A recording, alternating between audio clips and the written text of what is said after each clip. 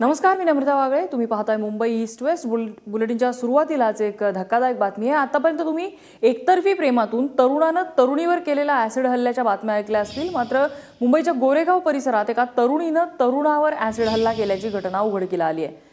ओमसिंग सोळंकी असं या जखमी झालेल्या तरुणाचं नाव असून त्याच्यावर सध्या उपचार सुरू आहेत.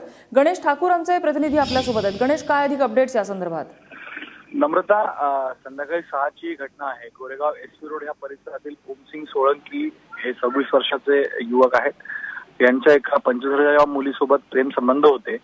या दोघांची तिकडे भांडण झालं. भांडणाचं कारण होतं की काही दिवसांपासून एकमेकांना ते भेटत नव्हते आणि ओमसिंग सोळंकी जे आहेत या मुलीला इग्नोर करत होते आणि याचाच राग घेऊन यांनी इथं भेट घेतली. आधी या मुलीनं ओमसिंग सोळंकी यांची शिवीगाळ केली आणि तिथंच आपल्या बॅगेतनं एक बॉटल काढून ओमसिंग सोळंकी यांच्या अंगावर त्या ऍसिड सारखं काही पदार्थ होतं जे त्यांनी त्यांच्यावर टाकलं.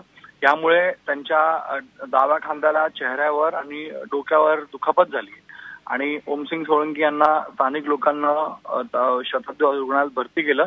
त्याबरोबर पोलिसांनी या मुलीला ताब्यात घेतलंय आणि पुढील चौकशी करतायत. या दोघांचे प्रेम संबंध होते आणि ह्या प्रेम संबंधामध्ये ओमसिंग सोळंकी हे मुलीला इग्नोर करत असल्यामुळे हा राग घेऊन या मुलीनं अशी घटना घडून आणली आहे. अशा प्रकारची माहिती पोलिसांकडून मिळते आणि पुढील चौकशी पोलीस करताना पहिल्यांदाच असं ऐकण्यात येते की एक प्रेम संबंधामध्ये काही भांडण झाल्यामुळे एका मुलीनं मुलावर ऍसिड हल्ला केला किंवा ऍसिड सारखं काही जे सबस्टन्स आहे ते टाकलंय.